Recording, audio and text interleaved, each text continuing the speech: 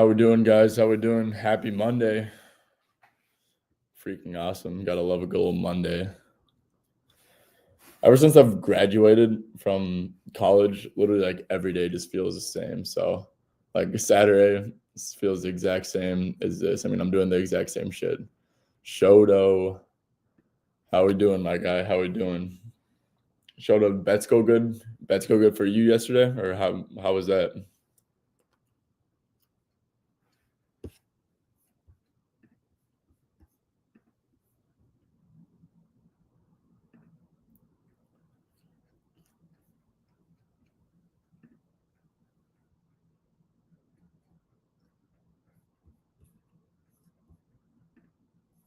Terribly? What happened? Why'd they go terrible? Or what were you on? Grady and Wells couldn't hit a shot. Oh, just bad, poor shooting performances. That sucks. That always sucks when that happens. And you get the volume you want, you get the shot quality you want, and shots just don't fall. Or the exact opposite, you get the volume you want on a fade, you get the shot quality you want on a fade, and they're just making everything. That happens though. That's betting. So just got to be level-headed through all that stuff. Let's see. Yesterday, quick recap.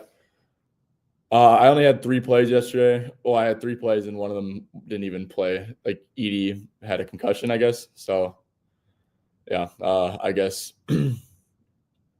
I guess he just didn't – I wasn't on the injury report. At least I don't think he was on the injury report. He didn't. He ended up playing, though. The other 2 picks I was pretty cool with. Van Vliet, I guess you could say he was inefficient, and he was. Like, if you just look at the stat sheet. He ended at 16. I was so happy, bro, when he got ejected because there was like 45 seconds left. I just knew he was about to like bank in a 3 or some bullshit. And he was at 16 points, got ejected, man. I was happy as hell. Let's see. But yeah, I mean, he had I think he shot like 6 for 16, fell 2 points short. So you could like look at it and be like, dude, I mean, it's kind of lucky. Yeah, maybe. I don't know. The shots I saw him take were like some like crazy like isolation step backs. Like he got blocked on a couple. I don't know. I'm the shots that I saw him like shoot, I'm like, hell no, like those aren't going in. And yeah, I mean, I don't know. I don't think his shot quality was great. So I was pretty cool with that read, even though like it could have went either way. Jaden absolutely crushed. Guys, that might be a new system play for me. Actually, it's going to be. Let's see. How many did Jaden end up with? I think he had 10. Yeah, Jaden had 10 rebounds. Obviously, I think I did like line value, but guys, like system. I think it might just be like a system play to like find a fucking wing on the Spurs, especially when it's a team that usually is pretty. Like they might have a rebound hog at the 5 or something, but like the wings against the Spurs, like literally like everything just like runs through Wemby. So like if you're like the big man and you're guarding Wemby, dude, you're not gonna grab like any rebounds because I think he took 30 shots last game. I mean, he can take a shot whenever he wants. He's like 7'5", so yeah. Wings against the Spurs, that might be a system going forward. So guys, stream's like filling up pretty slowly. Usually we'd be at a little bit more viewers by now, but I guess maybe people are at work. That totally checks out. Yeah. So once we get to let's say 50 viewers, because we're only at 40 right now. Once we get to 50, I'll start going through this. But yeah, it's a little quiet. Shoto, we're on the same picks today. Oh, sweet. Oh yeah, that's a good sign. That's a good sign. I'm feeling good about that. Yeah, guys, I got four props for today. As always, I want you guys to leave a ton of comments just on leans, on plays you guys want me to break down, on picks that you're on, if you guys want my input on them, all that good stuff. Just make sure to leave some comments down below. I don't know what the hell I was doing there. I was like down below, trying to become a content creator and get my gestures down, I guess. But yeah, okay, we're at 50. Sweet. Yeah, guys, like I said, just drop a ton of comments down below. Want to hear all the good stuff. Want some stuff to talk about. Want to talk about your guys' plays, your guys' leans, all that good stuff. So I said once we get to 50, I'll start. So let's go. Quick promo before you start. I'll be showing Props Madness throughout this. You can use code SB15. If you've been in here for a lot of these, you know that I'm always using props madness. I seriously think I would be a terrible NBA bettor if I didn't have it. It makes it super easy.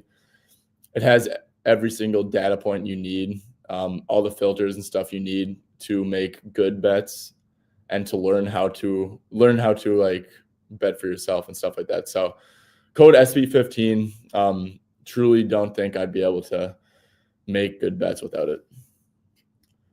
All right, so let's quick screen share.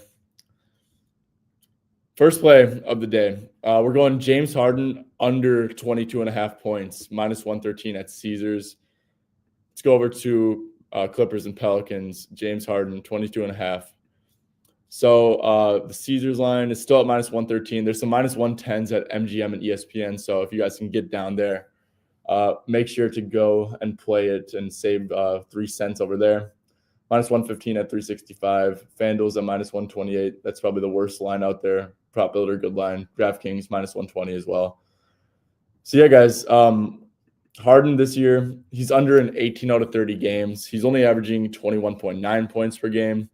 If we go to with Norman Powell, the hit rate's a little bit worse from a percentage-wise, 9 out of 13, under in 60.9% of games, averaging 21.8 games. Obviously, Norman Powell's playing. I'm pretty sure Clippers are pretty much at full health here. So right off the rip, like Harden, I think this line's like a little bit high for Harden. And then even 20.5, he's only over in 52% of games, so pretty close to 50-50 at 20.5. Like I said, guys, this line's at 22.5. And then if we go down here, against all 3 of Harden's play types, like this just isn't a good matchup. So Pelicans really good in isolation, allowing the 6th fewest points per game there. So they're being a little bit overhelping.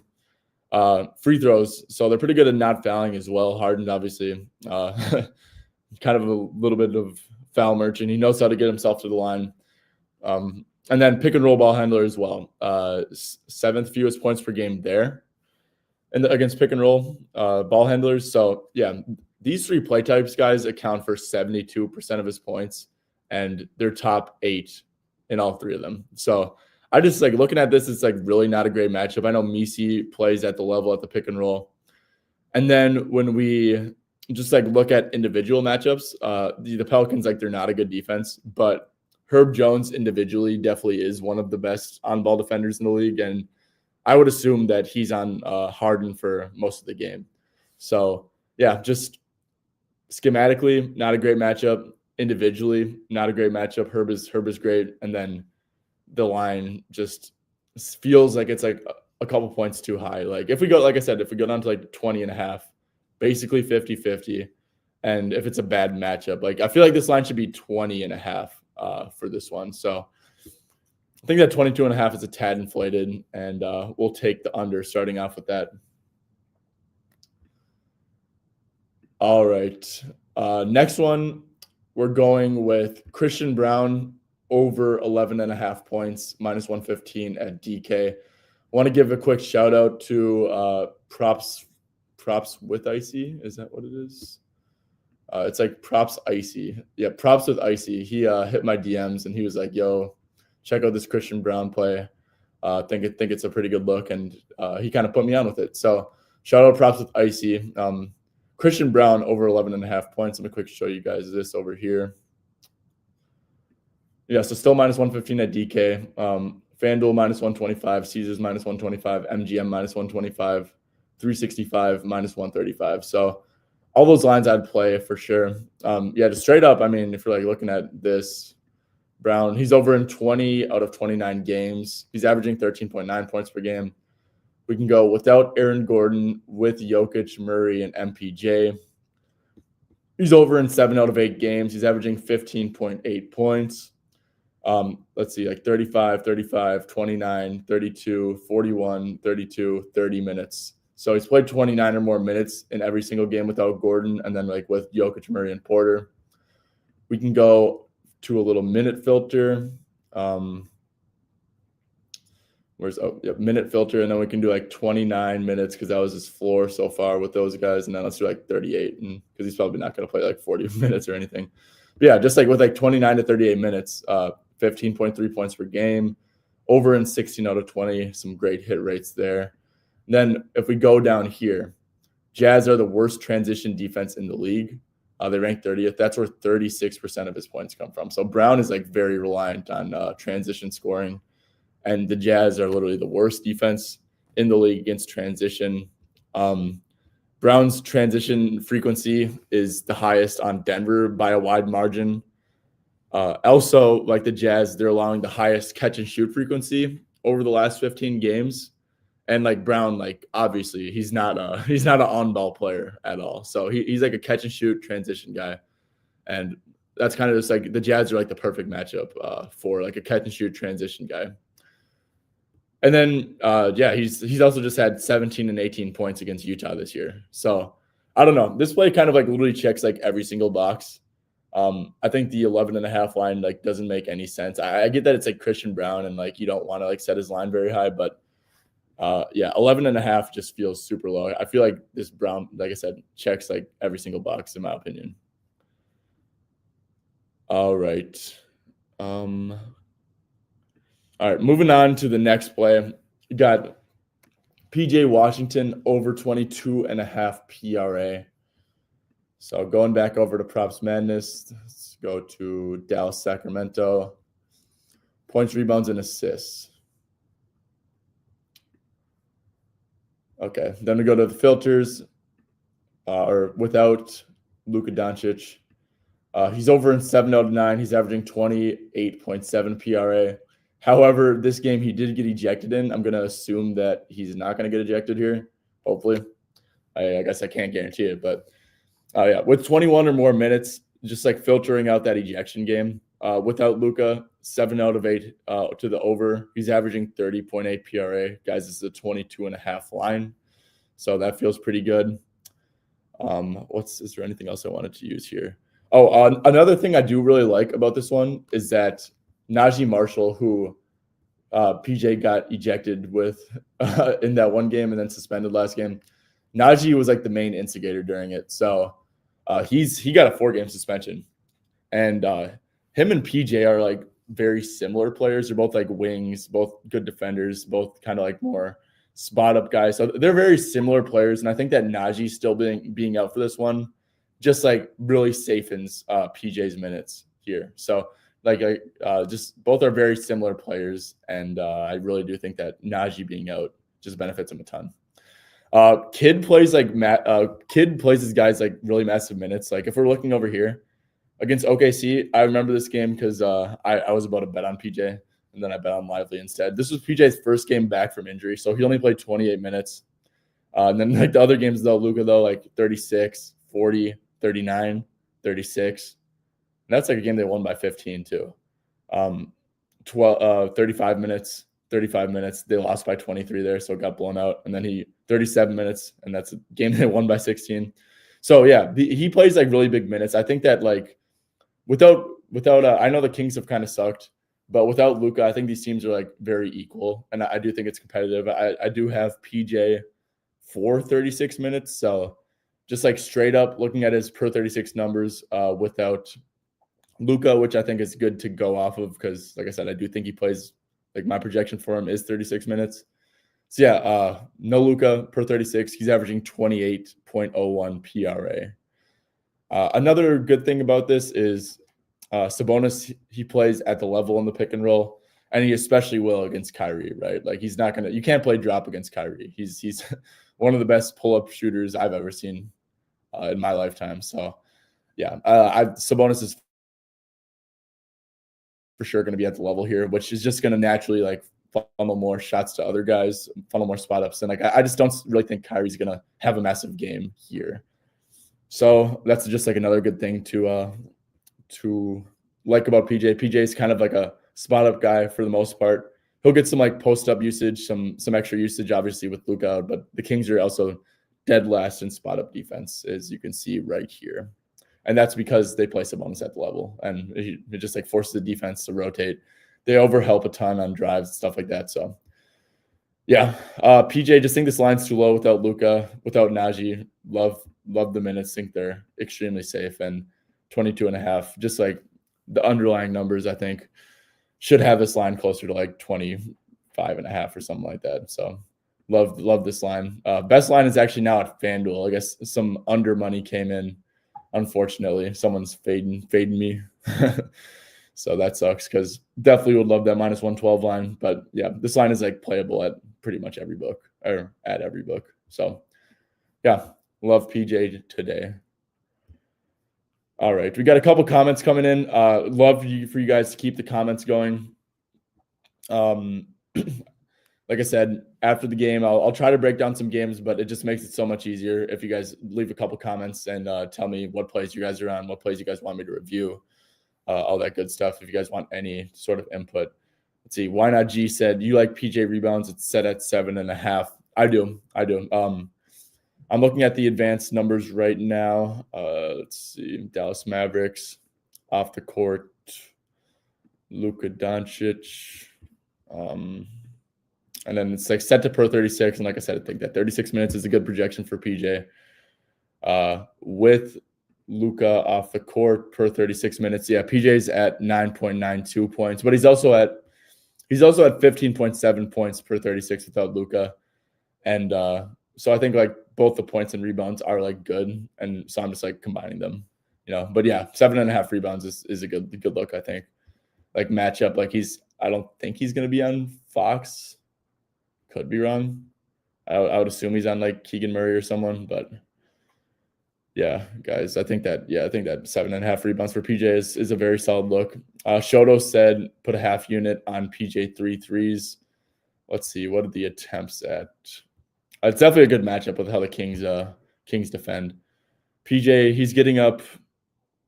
Oh wow, PJ's only getting up 3.86 threes per 36 without Luka. So I think that's probably that's a pretty big sample size.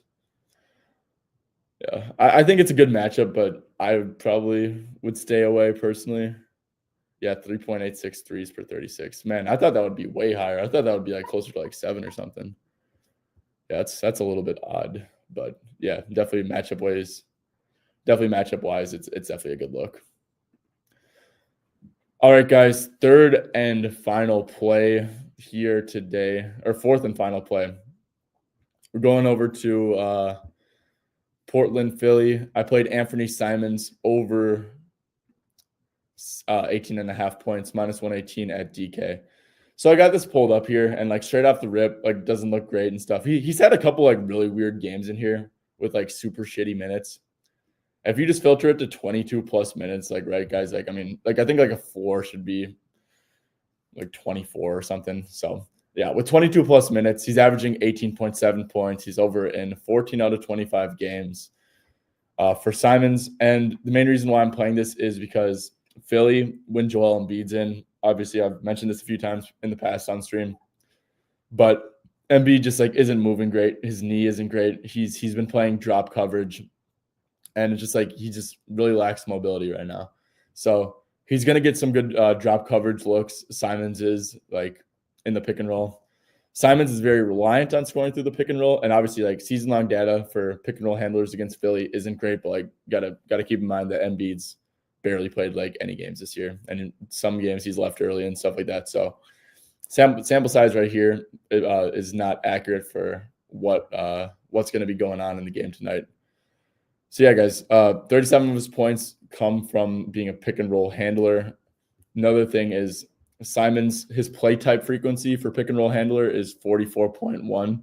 So he just like, he runs a ton of pick and rolls. He's -155 for 3+ threes. That's the best price in the market with 22 plus minutes. Let's get this filter going. 22 plus minutes and just 2+ threes. And guys, I do really like threes. If threes are like -130 instead of -155 for 3+, I would definitely play that just because it's going to be hard for Joel to get out on the perimeter in the pick and roll. Like he's going to be in that drop, and the pull-up threes are going to be there for Simons like all day, I think. So yeah, 3-pointers made. When he makes 2 threes, like I said, -155 to hit 3, not 2, 3. So yeah, 2+ threes, 22+ minutes starts to look a lot better. 14 out of 19 hit rate, 21.6 points per game in this sample size. Another thing we can look at is, like I said, I know Philly's 12th against pick and roll handler, but just like I said, it's not indicative of when Embiid's out there, and Embiid's missed most of the year.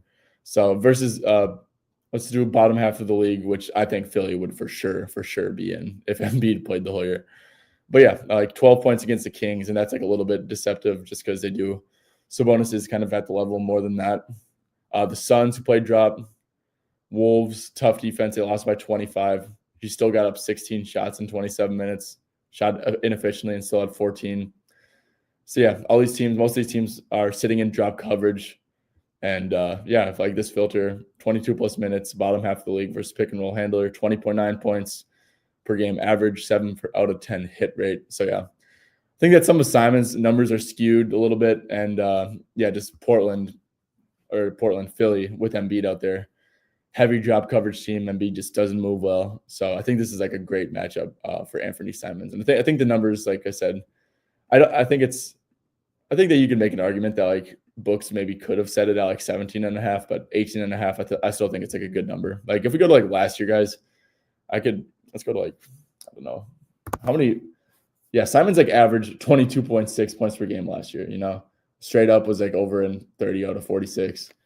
So yeah, Simons is definitely capable of 19 points. And if he's going to get that drop from Embiid, I think it's a really great matchup. All right, guys. I could go start breaking down games. I'll break down a couple games like that I didn't have any props on. But I would love if you guys have some comments, if you guys want me to break, just like let me know what you guys are on, or if you guys have any leans, and I would definitely greatly appreciate that. If you guys do give me a comment and I end up making it a play, I'll give you can get free lifetime Discord access. I gave it to one dude, and I think I'll just do that for everyone. If you guys drop a play and I end up playing it, I will give you free Discord access for lifetime. And that's the guy who said it, Rain. Rain gave me that Embiid over. And now, yeah, Rain, sup, bro. Embiid moving like he's stuck in mud, really showing on the defensive side. I feel like it's also hurting his rebound numbers. Oh, yeah, for sure. Well, I think his rebound numbers is like, he's just so tired, Like he also boxes out a lot. I noticed that with him. When you're boxing out, you're really not grabbing rebounds, It's like, I think it's like more so like coupled with he's like gassed and he's boxing out a lot, just like, and letting other people get the rebounds. I was looking at Powell points, but I think the line is fairly set. Okay, yeah, let's check that out.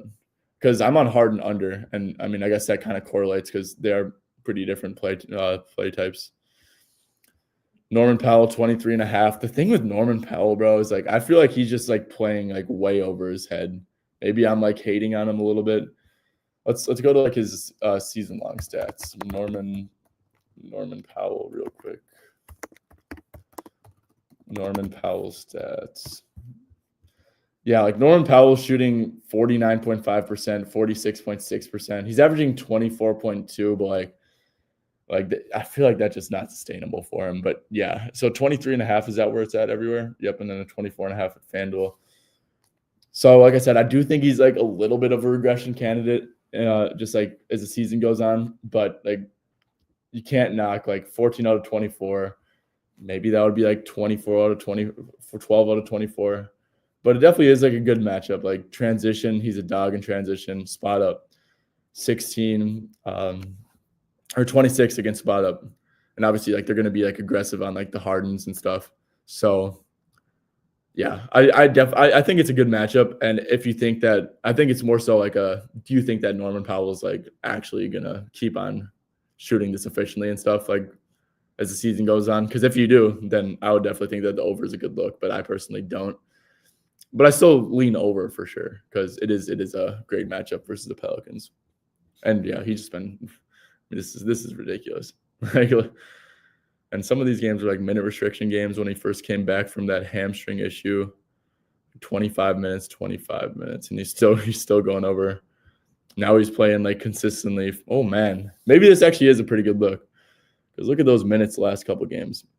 Close game, played 40. Close game, 37. Not a close game. Or they lost by 16, still played 42. That's crazy. 38. He's been playing crazy, crazy minutes. That's crazy. Yeah, 33.4 on the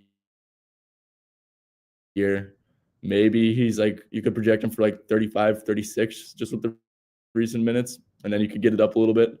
So yeah, I think that actually, I think that I do lean over, but just to lean for me. But I think it's a solid look. Yeah, so why not G and Shoto both had that Norm Powell thoughts? So sweet.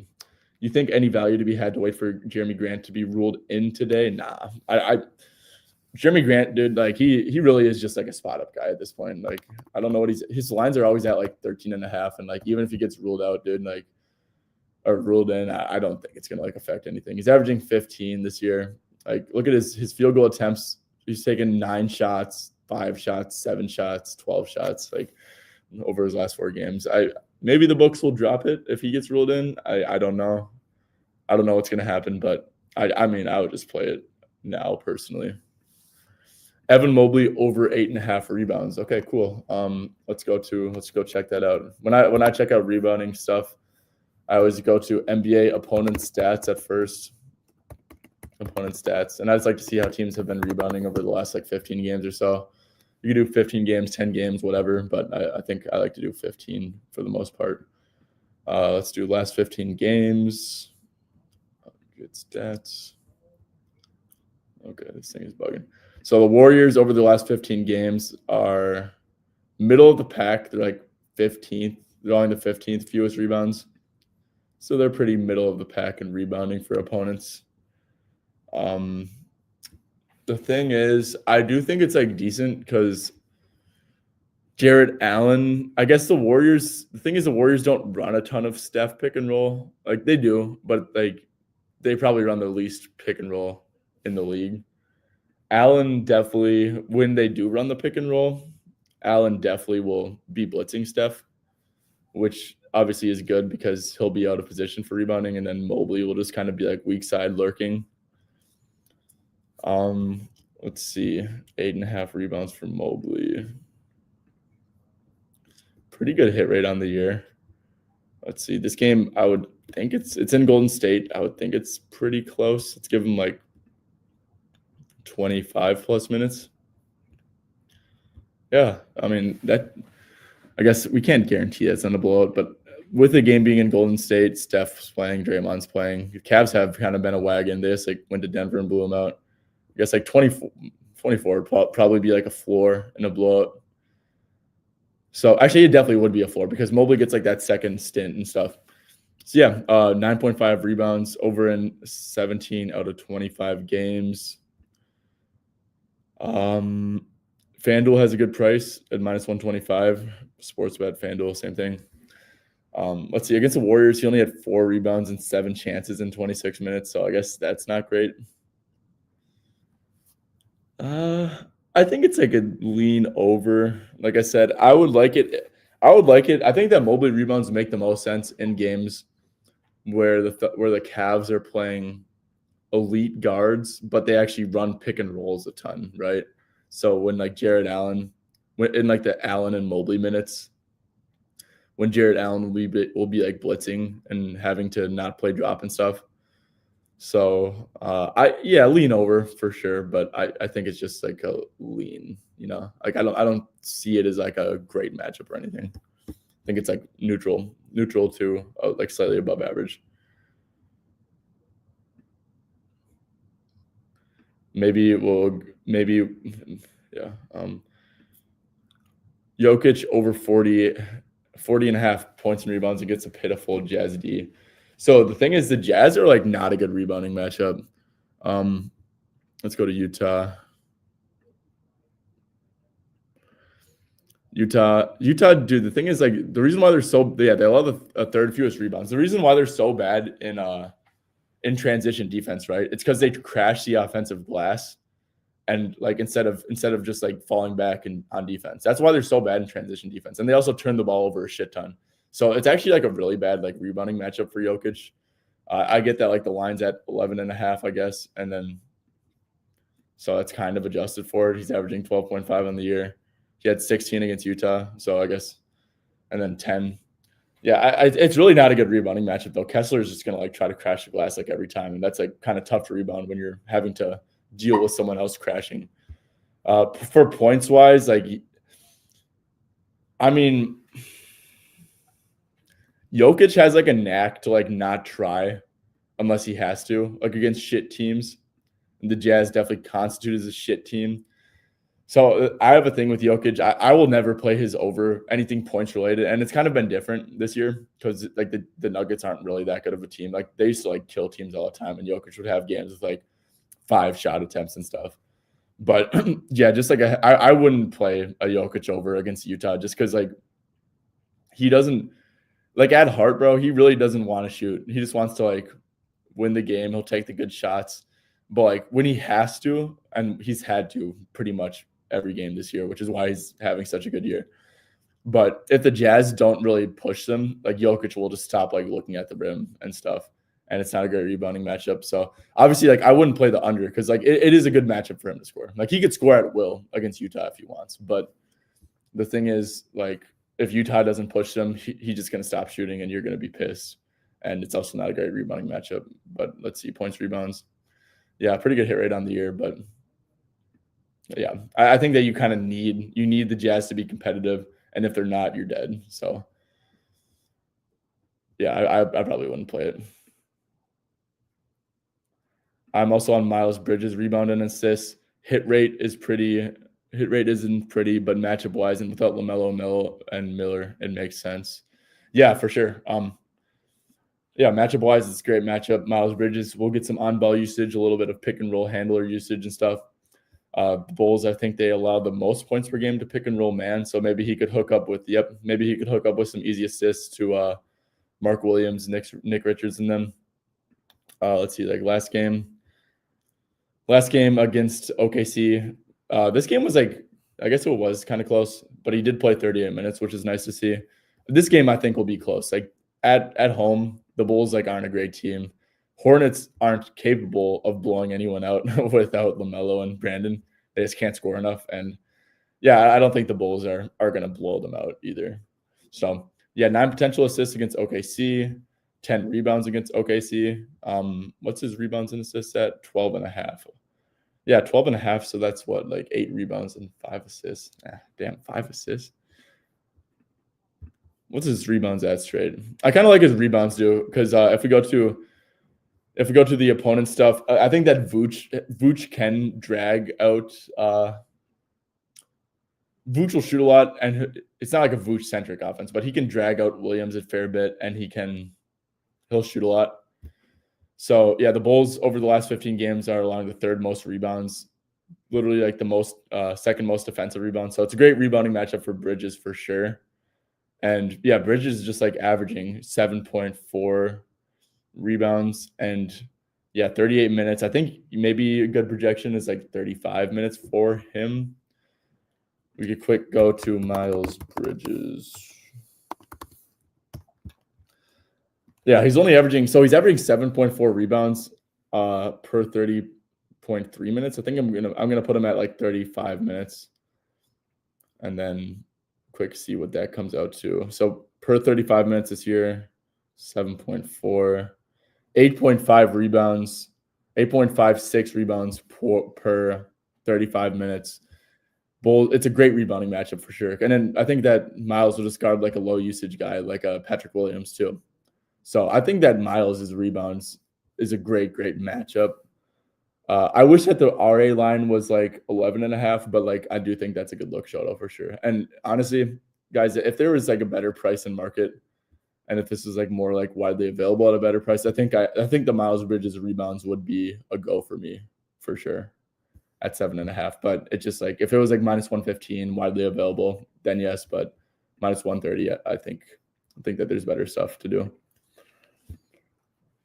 Was thinking Vucevic 2 threes with the Hornets drop coverage, yeah, for sure.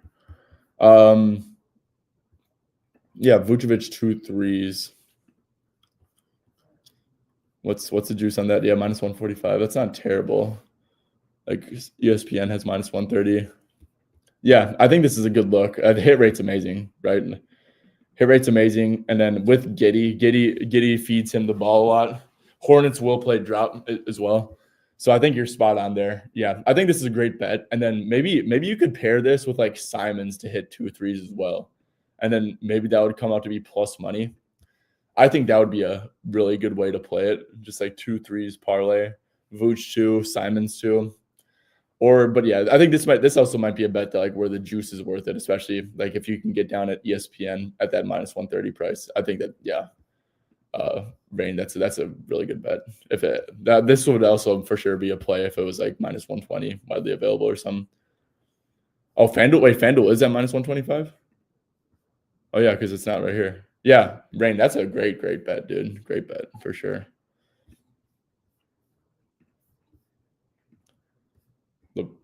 No Aaron Gordon. Look at that.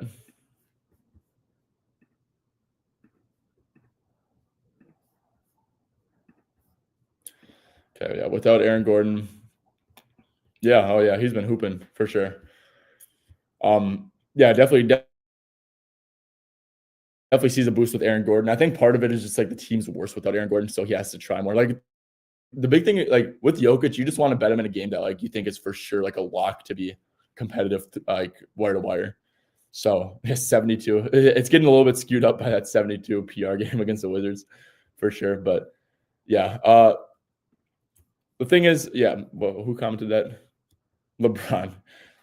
Hey, the thing is with Jokic is like he'll go over. I bet if you could guarantee me that the game is close, like wire to wire, he's gonna go over. But I just don't trust the Jazz to be competitive for the whole game. It's just like Jokic is just such like a weird player, like where he will literally just stop trying to score and shit. And so yeah, I think like I said, if you could guarantee that the game's going to be close, I don't think you can, but he would definitely go over that. Mark Williams points 13.5. Yeah, good matchup for sure. I don't know why it's at 13.5. I think like this feels like it's super. I guess this is pretty impressive. OKC is like a really tough matchup, and he did shoot poorly, 4 for 9, and he had 12 points. And like I said, he played 26 minutes the game before. So if this game's close, which I really think it is, I think you could put him at 26 minutes, around there, 25 minutes or so, a good projection. And yeah, I mean, that was the first. He's only played one game without LaMelo and Brandon Miller, and it was that game, and that's a tough matchup. So yeah, the 13.5, I mean, it's just like it's a really small sample size, but that was really good volume in a really bad matchup for him. And this is like probably the best matchup in the league. Micic is a solid passer who can get him the ball. I think it's like too small of a sample size to know for sure, but based off of that one game, it's like very positive. I think that if you're just basing it off that game, like he has a really good chance to go over this, I think. But like I said, small sample size. Oh, Shota, you got 11.5. Yeah, I like that a lot. Can you check out Kyrie under 10.5 rebounds and assists? Yeah, for sure. Let's see. Okay. Dallas at Sacramento. The thing is, okay, who commented this? It was Rich J. Yeah, Rich J for sure. I know what the hit rate on this is going to be really good to the under without Luka. Oh, and it's really actually not. Yeah, I wouldn't play it, to be honest. The thing is, like I said, the reason I'm on PJ Washington is because I think that Sabonis is going to be at the level and pick and roll coverage against Kyrie, which is just going to like force him to pass. And like when you're such like a bad spot up defense, like you're just like leaking a ton of assists and stuff. So I don't like the matchup for Kyrie to score a ton. And also just like without Luka last year, I guess, yeah, we can go to last year, rebounds and assists. Without Luka, like he was absolutely crushing this. Without Luka last year, so like it's kind of been like a small sample size. I don't like it. I think that it's actually like a good matchup for his assists, maybe to get back on track as well, just with how Sabonis is going to guard him in the pick and roll. Okay, guys, I'm going to quick recap my plays for anyone new who has joined. But if you guys are going to leave a comment, If you guys do want me to check out any more plays, I will do that after I recap the plays. If not, I'll end the stream. But yeah, so first play was Harden under 22.5 points. Pelicans are good at not fouling. They're tough in isolation, tough against pick and roll ball handlers, and pretty poor hit rate on this, especially with Norman Powell in the lineup. So that was my reasoning behind this. Christian Brown over 11.5 points, just a perfect matchup for him, with Jazz being the worst transition defense, Brown leading Denver in transition frequency. Jazz will have the most highest catch and shoot frequency as well. And obviously Brown, he's not an on-ball player. He's a off-ball catch and shoot guy. He also had like crazy hit rates. I think it was like he played like 29 or more minutes in every game without Gordon. With like 29 to 38 minutes, he was over in 16 out of 20. So yeah, a lot of good stuff like about Christian Brown. PJ Washington, crazy numbers without Luka. I think it was like without Luka and 21 or more minutes, he had like a 7 out of 8 hit rate. I think he was averaging like 30 point something PRA. No Najee Marshall, so I think like my projection for him is around 36 minutes, and yeah, I think minutes are going to be great for him. Also, Kyrie should get met with Sabonis at the level in the pick and roll, so think that they can keep Kyrie from having like a monster game and funnel some shots to the other guys. This one was Simons. Just love this. Think that, or Embiid's been playing drop coverage. He's not moving well.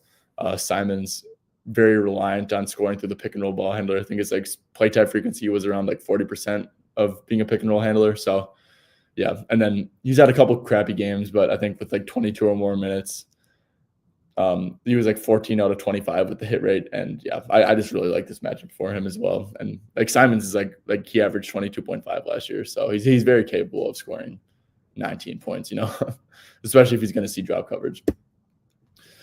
All right, so those are the 4 plays. No more comments, so that's going to wrap it up. That's going to do it for today. I appreciate every one of you guys who tuned in. Especially appreciate every one of you guys who dropped a comment for sure. So, yeah, be back here again, 9:45 Eastern time in the morning, 8:45 Central, 6:45 a.m. Pacific. So make sure you guys tune in again tomorrow. All right, thank you guys for tuning in. You guys have a great Monday.